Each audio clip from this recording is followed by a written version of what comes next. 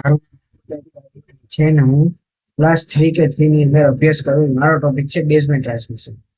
તો basement transmission શું છે? બેઝમેન્ટ ટ્રાન્સમિશન જે છે એ ટ્રાન્સમિટ કરે છે ડિજિટલ ડેટાને ઓરિજિનલ ફોર્મની અંદર. એ એક મેથડ છે એન્ટાયર બેન્ડવિડ્થને કોમ્યુનિકેશન કરવા માટે અને ડેટાને ટ્રાન્સમિટ કરાવે છે.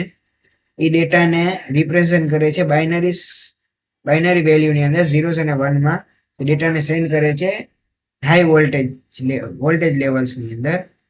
બેઝમેન્ટ ટ્રાન્સમિશન છે એ સિમ્પલ છે, એફિશિયન્ટ છે, કોસ્ટ ઇફેક્ટિવ છે અને એ શોર્ટ ડિસ્ટન્સ કોમ્યુનિકેશનમાં કામ આવે છે. અને પછી આવે છે કે બેઝમેન્ટ ટ્રાન્સમિશન શું છે? બેઝમેન્ટ ટ્રાન્સમિશન જે છે એ એક જ ડિજિટલ સિગ્નલને ટ્રાન્સમિટ કરશે ફૂલ ચેનલ બેન્ડવિડ્થની અંદર. એ એક ફ્રીક્વન્સી સ્પેક્ટ્રમની અંદર ચાલુ થશે અને એની ફ્રીક્વન્સી જે છે 0 થી લઈને મેક્સિમમ ફ્રીક્વન્સી લગી જઈ શકે છે. એ ડિજિટલ ડેટાને રિપ્રેઝન્ટ કરશે ડિફરન્ટ વોલ્ટેજ લેવલની અંદર ટ્રાન્સમિશન મીડિયા માટે. એની જે બીજી ટેકનિક છે બેઝમેન્ટ ટ્રાન્સમિશનની, એ યુઝ નથી કરતી કેરિયર, એકે પ્રકારની કેરિયર વેવ યુઝ નથી કરતી. પછી એ સિગ્નલ ટ્રાન્સમિટ કરે છે ડાયરેક્ટલી અને એને રિડ્યુસ કરી નાખે છે સિસ્ટમ કોમ્પ્લેક્સિટીની અંદર. એ એક ટેકનિક છે જે મેઇનલી યુઝ થાય છે વાયર નેટવર્ક ની અંદર, એક્ઝામ્પલમાં ઇથરનેટ પોર્ટની અંદર. પછી એની જરૂરિયાત શું છે? તો જે બેઝમેન્ટ ટ્રાન્સમિશનની જરૂરિયાત એ છે કે એ જનરેટ કરે છે ડિજિટલ ફોર્મને ફિઝિકલ મીડિયાની અંદર, જે રીતે paper cable and optical fibre cable require સિગ્નલને ટ્રાન્સમિટ કરે છે. બેઝમેન્ટ ટ્રાન્સમિશન પ્રોવાઈડ કરે છે ડાયરેક્ટ વે ની અંદર કન્વર્ટ કરે છે ડિજિટલ ડેટાને ડિજિટલ સિગ્નલ. ને એ સપોર્ટ કરે છે હાઈ ડેટા રેટ અને લો કોસ્ટ કોમ્યુનિકેશનને સપોર્ટ કરે છે. એ રિલાયબલ કોમ્યુનિકેશન છે ઓવર શોર્ટ ડિસ્ટન્સ માટે, આઈડિયલી લેન એન્વાયરમેન્ટ માટે. બેઝમેન્ટ ટ્રાન્સમિશન જે છે એ ઓનલી એક જ સિગ્નલ જે છે ટ્રાન્સમિટ કરે એક જ ટાઈમ. પછી આવે છે basement versus broadband transmission. Basement transmission છે એ આખે બેન્ડવિડ્થને યુઝ કરશે ટ્રાન્સમિટ માટે એક જ સિગ્નલ માટે. બ્રોડબેન્ડ ટ્રાન્સમિશન જે ડિવાઈડ કરશે બેન્ડવિડ્થને મલ્ટિપલ ફ્રીક્વન્સી બેન્ડની અંદર.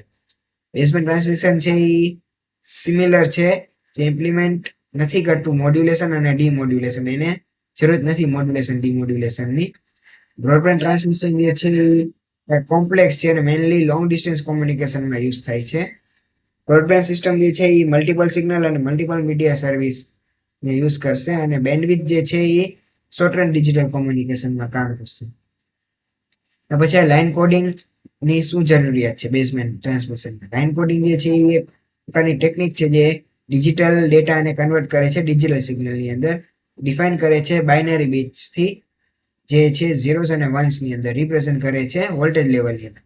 લાઇન કોડિંગ જે છે એ બહુ જ ઇમ્પોર્ટન્ટ વસ્તુ છે બેઝમેન્ટ ટ્રાન્સમિશનની અંદર. મેન્ટેન કરે છે સિંક્રોનાઇઝેશનની અંદર સેન્ડર એન્ડ રિસીવરની અંદર. તો આ છે એક લાઇન કોડિંગનો એક્ઝામ્પલ. એના પછી આવે છે કે કેટલા પ્રકારના લાઇન કોડિંગ છે. તો ટોટલ 5 પ્રકારના લાઇન કોડિંગ છે. યુનિપોલર કોડિંગ, જે એક જ વોલ્ટેજ લેવલને સિમ્પલ કરશે ઇનએફિશિયન્ટમાં. અને પછી પોલર કોડિંગ આવે છે, જે પોઝિટિવ અને નેગેટિવ વોલ્ટેજને બેટર પરફોર્મન્સ કરાવશે. એના પછી આવે છે બાયોપોલર કોડિંગ, જે યુઝ કરશે વોલ્ટેજને અને હેલ્પ કરશે ડીસી કમ્પોનેન્ટમાં. અને પછી આવે છે મેન્ચેસ્ટર કોડિંગ, જે કમ્બાઈન કરશે ક્લોક અને ડેટા ઇમ્પ્રુવિંગ કરવા માટે સિંક્રોનાઇઝેશન. અને પછી છે ડિફરન્શિયલ મેન્ચેસ્ટર કોડિંગ, જે રિપ્રેઝન્ટ કરશે ડેટાને ટ્રાન્સમિશનનો યુઝ કરીને અને એ વધારે રિલાયબલ થશે. એના પછી આવે છે પ્રોબ્લેમ્સ ઇન બેઝમેન્ટ ટ્રાન્સમિશન, કે બેઝમેન્ટ ટ્રાન્સમિશન જે છે એ ફેસ કરે છે સર્વર ચેલેન્જીસ. જેમાં એક મેજર છે એ છે ડીસી કમ્પોનેન્ટ જે સિગ્નલની અંદર પ્રેઝન્સ થાય છે. બેઝલાઇન એ જે લોંગ ડિસ્ટન્સ સિમિલરલી બીટ છે. પછી એ સિંક્રોનાઇઝ શું કરે છે સેન્ડર અને રિસીવરની વચ્ચે. એના પછી આવે છે બેન્ડવિડ્થની રિક્વાયરમેન્ટ.